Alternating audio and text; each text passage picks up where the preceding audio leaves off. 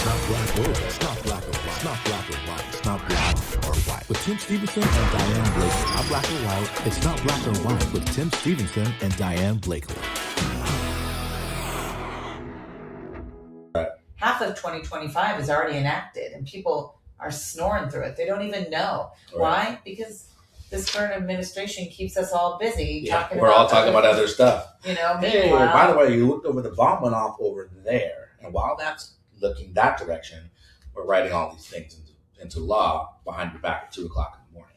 Yeah, they're doing, or issuing it on a Friday night where people are like going out. You know, they've done some strategic things like that. Mm-hmm. But I mean, I do think that women should wake up and smell the coffee. I mean, and believe you me, you think you've got a problem now, right? Oh, you think, oh, these guys are my team. We're going to win. They don't care about you. Mm. You're not going to win. You're going to be the same boobed vajayjay person I am at one point too. And I've never said that before. We might have to edit that out. Put that on a t-shirt. Boobed vajayjay. But I mean, it's ridiculous to me that, you know, women don't see this as a commonality threat for all of us.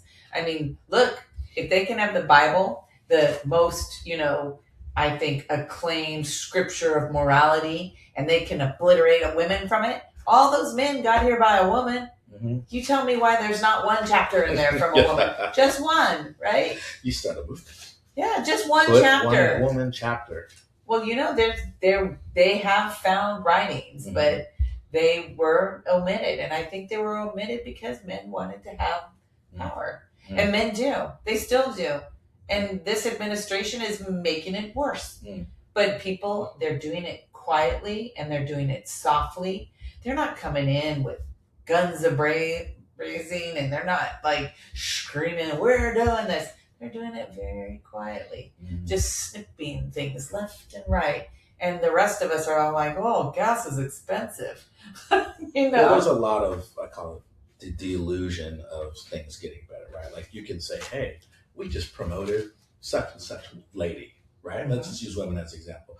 We're going to promote her. Like, look how great things are for her. But what about the rest of the population of females? Right. But everyone goes, oh, it's changing. It's not really changing. It's like one guy, it's like me saying, hey, this guy was like, oh, I like black people. And you go, racism is gone. Really? Right. I just think that we all need to wake up. I mean, I think religion is a huge earmark of what can happen throughout thousands of years. Mm-hmm. You want to keep things the same, then be quiet, sit down. You'll turn into dust soon enough, right? But if you want things to be better for your children, your children's children, and then on into history, you should speak up. You know, you be quiet about something. Someday I'll be dead, but my son will hopefully live quite some time after I'm gone, and his children and his children's children. And I don't want to set a precedent. What if my son, who by all accounts has it the easiest, he looks like an Anglo-Saxon white male. Sorry, Tim and I talk about this a lot. He's got Latino. He's not Latino, even though he does have some Latino in him. He's a little Latino in there. He has a little tiny bit of Latino in him, but he looks just like a white dude, you know, and therefore he gets a pass on some things, you know. He gets a pass on things that maybe people with a little bit more color in their skin don't. Well, he gets what I call the benefit of the doubt. Oh, you're going to have to tell the audience about the benefit of the doubt. The benefit of the doubt. For instance, if Cole walks into a high-end car dealership, they go, oh, sir, can I help you? And you're like, I want to buy a Lambo. Cool. If I walk into a high-end dealership, they're wondering if my credit's good enough. I never thought about that. Yeah. Sometimes when we're talking about these things, I realize I can be woefully ignorant to it because it doesn't happen in my realm. It doesn't happen to me. Right. So, and I try so hard. You know, I've been witness to things like that before with my friend's dad and things like that. And I've been like horrified. Like I don't know if you remember me telling the story or if I told you about me dropping her dad off at the airport.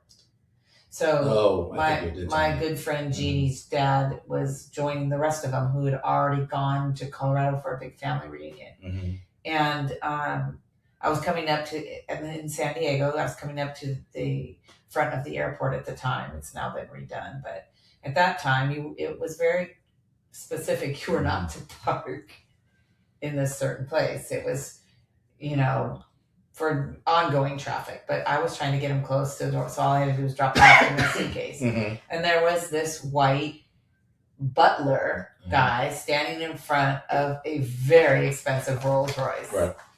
And as I helped Cleo out of the car, he looked at me and said, "You should be ashamed of yourself." And of course, I was only 18 years old at the time. And I thought, oh, he's yelling at me because I'm breaking the rule and parking my car there. Oh, how funny. That's what I thought at first. Uh-huh. And then I said, "You're parked here too. Like, you're breaking the same rule that I'm breaking." Right. And he goes, "No." He goes, "I'm talking about your guest in your car." And then I got super mad. Like, I was incensed. And I said, "No wonder you're a chauffeur for some other person." Which always killed me when it was like the help talking trash. Yeah, I was like so mad that somebody would be so rude and disrespectful like that.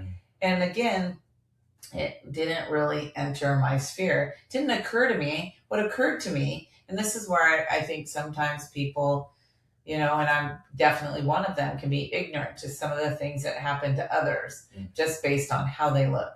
Like, sometimes things happen to me based on how I look. Right. Sometimes things happen to me based on that I laugh a lot, which is... Well, people do the same thing in reverse. Right. You're going to go, "Oh, she's white, she's in Talega, she's probably a Karen." You know what I mean? They automatically prejudge you too. Yeah. Yeah, so I have that, but I will say I don't have the added nonsense of whether or not somebody thinks I have good or bad credit. They look up my credit to decide that before just looking at me going, "No, you probably can't afford this," and I also don't have the added nuisance of me going into a neighborhood and having somebody think I don't belong there when I freaking live there. Yeah. We've talked about that too. So my sister's old boyfriend way back when, he was like an executive, right? But he dressed like this. Cool. Goes to a car dealership. The guy instantly tries to sell him a used car. Oh yeah. And he was like, "But I want that car." He goes, "Those are really expensive." And he's like, "What are you talking about?" Of course they are. They're new. What do you do? And when it's expensive, how do you know how much money I have? You don't. But he's judging it based off his look because he's black. So he goes to another dealership, pays for the car in cash, and then drives back to the original dealership and tells the manager, "I need you to come out here and talk to me real quick." I said, "Your guy assumed I couldn't afford this car just based off my look. So I went and bought it from your competitor down the street in cash. I just wanted you to know you lost a sale." Wow. I wonder if he made sure that guy didn't make that mistake again. But people would do that all the time. But and that was back then. Now it's gotten a little bit better because there are so many celebrities, black, white, or indifferent, that just dress down anyway. That's why I think they don't like Hollywood. Why a lot of MAGA and look at Adam Sandler. I think they don't like him. Yeah, they just profiled his daughter. Adam Sandler's daughter? Adam Sandler's daughter. What happened? She went into a store in Beverly Hills. I think it was Beverly Hills. And they were like following her around the store because she was dressed down. I mean, her dad wears board shorts and like a Hawaiian. Adam Sandler. He's never dressed up. Right? That guy's always here in Orange County. When his kids were little, I'd always be at the trampoline places and he was at them. So they did the same thing to his daughter. And they were like, kind of like being rude to her, like, "You can't afford stuff in here." So then she called her dad. And then her dad came, dressed like normal Adam Sandler, shorts, sneakers, shirt. Looked like, if he wasn't Adam Sandler, we just thought it was a beach club. But he could afford the entire store. Wow. But that's what they did. Was that recently? That was recent. Wow. Oprah got the same thing. Oprah got the same thing at a store a few years back where the girl was like, "This store is expensive. What are you doing in here?" Like, kind of like that. Was Oprah not dolled up like Oprah? She was just regular Oprah. But she wasn't recognizable. I bet she. It's hard not to even if she was dressed down. Still, I would still think, that might be Oprah. By Oprah, right? Yeah. So Oprah leaves, and then she like posted about it or whatever, and then the owner calls her because the stupid girl didn't realize Oprah was a billionaire. Like, you know what I mean? Did she not recognize it was Oprah? No, but still, how do you know who's a billionaire and who's not? Well, I mean, I think anyone who would look at Oprah would be like, she's a billionaire. She's a billionaire, but she don't dress She all must high. have not dressed. But why do you need to dress fancy? See, that's the one thing that, like, when Ashton Kutcher was in his rise to fame, that I thought was cool because he only wore like a t-shirt and jeans. Right, but I think so. Let me just, not that the person deserves a little bit of grace, but some people, you and I have had this conversation, don't look anything like they do when they have makeup on. That's You're also like, a fact. Who the hell is that? Yeah, but that's also a fact. But they shouldn't have to look like someone. No, you are correct. Right. So your point is that based on her skin, they were like, Or even how you dress. So it happened to me at the Armani store, but Armani was in Southwest Broadway. When I went into the Armani store the first time, I just got off tour and money. You know what I mean? So I was like, I went to the Armani store. I was like, I'm going to go shop at Armani, right? Let's go see what they got. Followed around the store. And I noticed it. I was like, follow. why are you following Because I me? think I'm going to steal something, right? So then I come back the following week, but I was on my way to an event and I was wearing a suit. Oh, so then they're like, yes. So then they're like, hey, would you like some water? And what can we help you with? Would you like this? Would you like a bottle of champagne? Would you like a bottle of champagne while you wait? Because their perception is the people who shop there should be dressed to the nines. And that's not always the case. And some of the times that people who are dressed up, they're wearing expensive clothes and they look raggedy, but they're really expensive. Like you could buy like a... And nowadays? Yeah. Like you could go... I can say this, I don't care if he gets mad. You ever seen a pair of Yeezys? What are Yeezys? Kanye West shoes. Oh, see, I don't even know what they They're are. super expensive, and to me, they're ugly. They look like moon boots. I'm like, What are they called? Yeezys. Yeezys. What's that mean? Yeezy. Well, he thinks he's a prophet, so. Oh, is that what that's all Jesus, about? like Jesus. Oh, is that what that means? Kind of.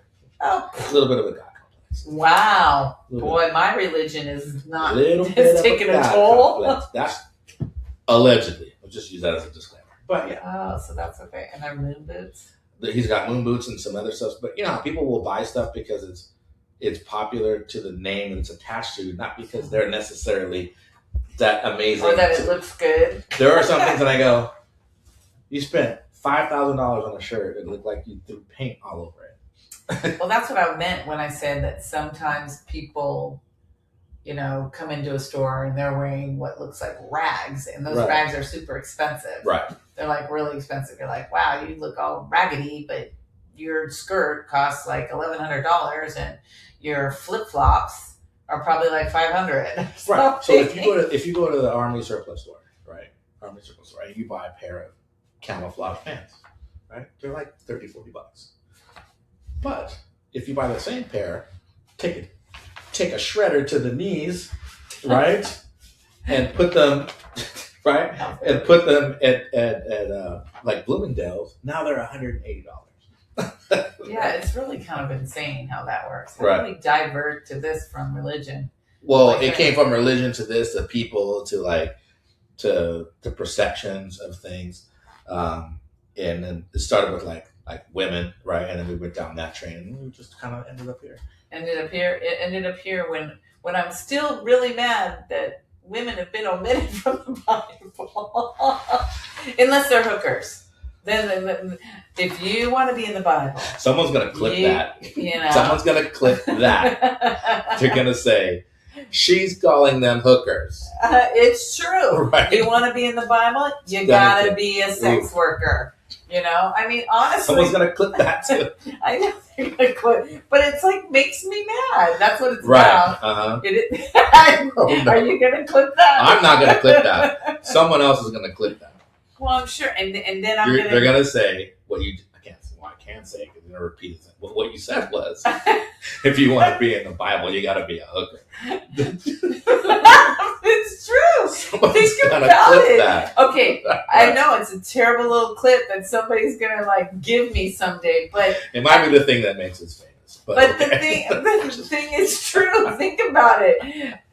Mary Magdalene comes from a wealthy family. Right. She funds Jesus while he goes around because he has to be funded by a wealthy family, and to be that kind of preacher during that day, during that time, in that part of the world, you had to be married. You had to be married. So, like, there's no mystery in that, but everyone wants to make it a mystery, you know? And the thing is nobody wants to look at Jesus like a political protester who is trying to save the Jews from the Roman Empire. They don't want to look at that. But they're more than happy to make his wife a hooker, you know? And then say, you don't get any say-so. Like, I just think about Matthew, John, and Luke going, we don't like what Mary's been saying, you know? So let's all, like, gang up on her, and then we're going to say she was a hooker, you know? I mean, think about it. They didn't like it that she was, like, telling them what to do. I'm imagining Frank's face when he hears that part. Oh, it's going to be all mad at me, I'm sure. My husband's a very spiritual, religious guy, so he's probably going to be like, oh, my wife, she's gonna drive me to drink.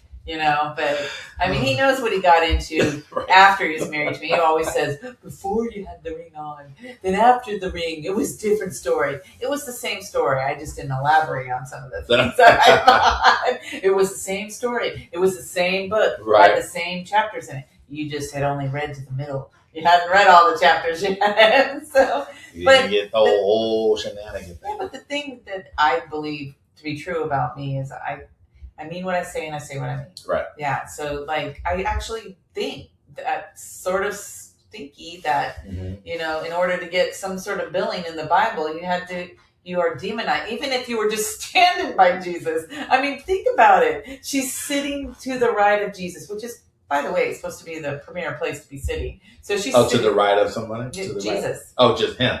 It's Jesus, yeah. So they're all like, oh, getting all upset, you know, and then Da Vinci does the Last Supper, you know, and then they're like, oh, they're all men. Now take a good long look, you know, and it just makes me, it's frustrating to me that you would go that far. Could you imagine? I would be really pissed if thousands of years from now, I'm like in some book and they're like, Diane Blakeley, she was a hooker.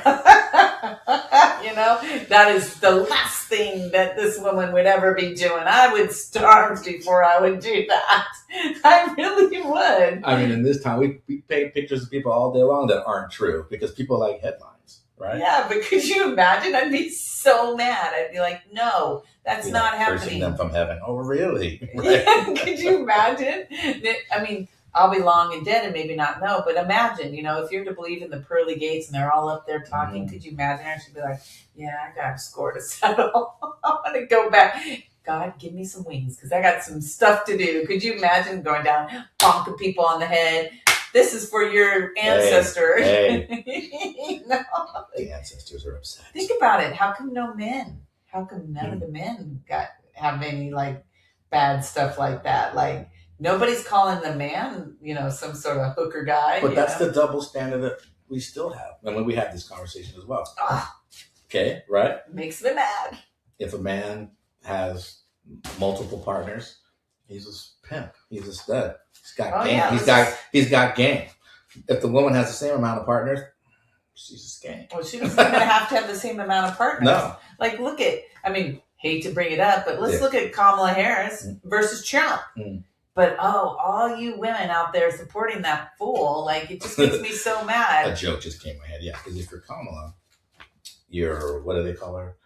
Because she's slept with Billy Bob Thornton, or whatever his name is. She slept with Willie Brown. Yeah, Willie Brown. But if you're Trump, you're the Messiah. Oh, God. I know. I mean, let's just let it all out of our hands, you know. But he was a doctor. I mean, give me a break. The dude is trying to prey on people who use religion as their backbone of their life, you know? Like, this is what's so frustrating to my husband because he believes in God. He has a religious background and it's super upsetting to him to see people that he went to church with, like, fold in this really unnatural way. Let's just talk about the 10 Commandments, folks, because Donald Trump's breaking them all. You know, he's breaking them all. He's even killed people. Now, there's a few steps in between the actual gun and the death of the person, but he hired the people who hired the people who ultimately killed the people. Right. So, you know, and thou shalt not kill. I mean, it's just... This is going to sound crazy. Maybe I've already sound crazy. I have first seat on that today. Well, the 10 Commandments discovered or whatever with Moses before or after the parting of the Red Sea? Oh, I don't know. Do you know? Because my brain just went there. I just went, wait a minute. Because if it was after, when you parted the Red Sea, and then you went through it and then killed all the people that came after you. Oh, I'm going to have to look that up. I'm not sure what's the chronological order. It could have been the other way around. I don't know. But I think the 10 Commandments was before the parting of the Red Sea. Because think about Moses, his long, the burning bush. Mm-hmm. That was after the burning bush. That was after all of that. Yeah. So I guess he killed some people. Fact check, please. Fact check. I don't know. It just popped in my head because I know a lot of things that we're taught sometimes are the context. It's a little skewed. It's sometimes. hard to keep up with the information highway and what people say and what people do. Mm-hmm. But I think you can always come back to, do you think it is right or wrong? Right. So, our podcast, it's not black or white, right? Right. Mm-hmm. I do think there are moments in life that are black or white. I do. I think like how you treat somebody. Are there gray areas to how you treat somebody? If you say, I want to treat somebody with respect, it's pretty standard. Right. Like, how do you treat someone with respect? You say hello to them. You are kind to them. If they need help, you're not condescending about it. I mean, there's a lot of different ways in which you treat somebody with respect. And I think that, do you call people names? No, you don't. Do you hit people? No, you don't. Do you cheat your neighbor? No, you don't. Do you covet or take your friend's wife or husband? No, you don't. Right. I mean, there are things that you don't do. And we're taught all of those things. I do think religion's used to control people, for starters. I think the Bible, and just to be clear, I don't follow the Bible. It's just my own personal view. Y'all want to read it and try to dissect it, and don't be telling me the breaking of bread and the giving of fish is about fish and loaves of bread. Loaves were people, folks. So, I think there's a problem with understanding the context of what actually is meant in the wording of the Bible. We read it and I think misinterpret it all the time. But just the very fact that there's no voice of a woman, not one, in it, ought to give some concern, and it should give major concern to women. The men can all be happy. Hey, we're all the CEOs. We're in charge. We've got the world by the oysters. You know what I mean? But women, snap out of it, women. Do you care? You should care about that. You should care about whether or not there's no representation from a woman in the Bible. There is not. I mean, there's stories about some of the women in the Bible. There's some names but there's Mary, no Miriam. voice. There's no voice. There's no or voice. A book of the Bible that's female. Right. And it's. What about the Old Testament? No. Exodus, Leviticus, Numbers, Deuteronomy. No. 1st and 2nd Samuel, 1st and 2nd Kings, 1st and 2nd Chronicles. It used to be a song. I can't believe you can. Oh, that's right. Nehemiah, Job, Psalms, Solomon, Isaiah, Jeremiah, Lamentations, Ezekiel, something like that. That's impressive. It used to be on like a record that me and my sisters had, and it was this whole song. Genesis, Exodus, Leviticus. That's how we would learn the Bible. It's Nehemiah, Esther, Job, Psalms. They would just go through. We used to know it by heart. Well, you want to know what I know? Ricky Tiki Tempo, No Sa Rembo, Chari Badi Bucci, Pip Perry Tempo is falling in the well. Or how much wood would a woodchuck chuck? If the woodchuck could chuck wood. But I mean, that's impressive. I should have been taught that because I would still remember, because I still remember Ricky Tiki Tempo. Would have been more helpful if I had learned different books of the Bible. But yeah, I know my mom always goes, "Don't say that. It's so horrible. Ricky Tiki Tempo drowned." And I'm like, but they taught us that when I was 3 years old. They taught us all kinds of things when we were little. Campfire songs, this, that, the other. We still remember those. Well, I think we remember. Your brain is really imprinting that, and, right. And I think that's also where we get the differential between boys and girls. It starts really young. And I don't know if you know this, but once children start reaching adolescence, it's like very common for girls in particular who've been very outwardly in their personalities, very extroverted, to clam up, to start getting quiet. That's when girls are in math class and the teachers stop calling on girls to answer math questions. Does that happen? Yeah, it does. I did not know that. Yeah, it does. I don't know why it does. And I know that some of those math teachers are women. So perhaps maybe now it's not happening as frequently. But when I was in school, if I raised my hand to answer a math question and a boy did, they'd call on the boy first. Oh, If wow. no other boy was raising their hand and only girls were, then of course the girl got called on. But not if there was I a did boy not know that. present. Wow. And so, there's just little nuances of things like that. Do I hate men? No, I love men. And I do. Yeah. I love people. I really do like people. And I want to, when I'm talking about stuff, it's usually centered on, are things fair to other people, to people in general? Like if you work hard, if you're putting in the effort in anything that you do, it should not matter if you have pigtails. It should not matter if you're black. It should not matter if you're Asian. My grandfather said something once to me, and my grandfather was a really great guy. He was one of the first executives at NCR to hire a black man. And it was a big deal at the time because it was in the 60s. So it was a huge deal. Yeah. And my grandfather always said, it doesn't matter what someone does for a living. If they do it well, they deserve your respect. Right. And I've never forgotten that. There's a lot of things that my grandfather would be happy to know that I still remember of him. That's my grandfather up there on that picture frame. I keep him in my office because he was a good guy. And the one thing that I really respected about him, he was a religious man, my grandfather. He didn't miss Sunday church. He, all the way till he died, he attended church until the last couple weeks of his life where he was bedridden. And he just believed in the Bible in a way that I think serves everybody. Like, are you doing the right thing by others? And he meant everybody. He didn't mean some others, only these others. He meant all the others, everybody. Right.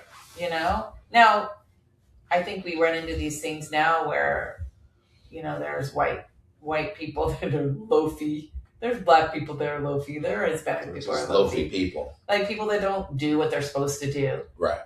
But if you're to look at it, like it was interesting, I had a guy fixing my, attempting to fix my dryer the other day. And he was from Eastern Europe. Okay. And I keep calling this company because they hire these guys from Eastern Europe. Yeah. So we get into this conversation because, I just have to talk about all sorts of unusual things when people come to fix things at my house.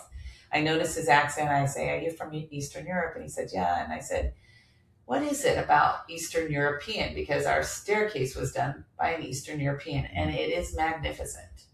The artistry, the quality, just the way it's built is unlike anything else I've seen. Right. And so this guy, I said, what is it about you? He said, because in my culture, he's telling me, we look at things in terms of symmetry, like how do things fit together? And there's a process. There's a process to showing how good our craft is. Right. And it's a thing that they're taught from when they're a really young person. And I thought, there's things like that our culture, at least in Western culture here in the United States, that we're starting to lose. We're starting to lose the ability to be proud when somebody does something, right? Like, are you proud of the work you did? Or did you just sloppily do it so you can get it done? But are you doing your work like somebody's going to look at this? Right. Like someday somebody's going to look at these things if the technology stays around and see what we say. They're going to be like, oh, God, she laughs too much, or or they'll find some sort of critical thing, but they'll probably also find that I was concerned about what's happening in our civilization, because civilizations can die off if they're not run properly. And does it mean that I think, women should all be in charge and men shouldn't? No, I think the best of the best should participate in making the world better for other people that can't. Yeah, I agree You know, I really, Yeah. and I'm really concerned that things like religion and things like politics often are used to put people in boxes and to not let people succeed that should. Mm. You know, like you and I have talked about, like being underestimated as human beings, Mm-hmm. and I think a lot of that underestimation has to do with, in your case, since you're a male, Mm-hmm. the color of your skin. In my case, since I'm a female, Right. You know, and it's not fun being underestimated. You feel like you have to work like 4 times as hard. That's typically the case. And that's why I get mad when I see there's no representation of women. Mm-hmm. So let's talk about, are there black people in the scripture talking? Are there darker skinned people? They don't even act, no, I don't know. Because they don't say whether or not they're black, white, or otherwise. Right. They just say the names of those people and the region they come from. That would be a fascinating thing to try to figure out, wouldn't it not? It would be.